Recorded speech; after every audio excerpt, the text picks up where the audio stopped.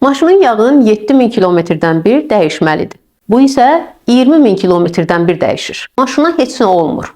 Amma uzun müddətdən sonra bir də baxır ki, maşının motoru tökdü. Maşının bir sağlam detalı qalmayıb. Dostlar, ailə də belədir. Bəziləri düşünür ki, biri ilə evlənim, sonra yenə nə istəyirəmsə eləyərəm. Ola bilsin ki, müəyyən bir müddət heç bir problem də yaranmadı. Amma uzun müddətdən sonra qadının həyat sevinci ölür, depressiyadan əziyyət çəkir. Kişi isə heç yerdə huzur tapa bilmir. Uşaqların isə birində borderline, birində bipolyar pozuntusu, birində sosial fobiya kimi problemlər yaranmağa başlayır. Bir-birlərinə xoş söz deməyə çətinlik çəkən cütlüklər. Bunun səsi adətən sonra çıxır. Ev sadəcə yemək üçün və ya yatmaq üçün olan bir yer deyil. Ailə bir-biri ilə sevincini, qəmini, kədərini, hisslərini paylaşmalıdır.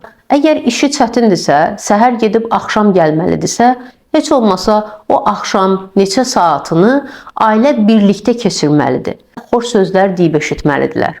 Zarafatlaşmalıdırlar, dərdləşməlidirlər. Dostlar, ya maşın almayın, ya da alırsınızsa, vaxtı-vaxtında maşının yağını dəyişin.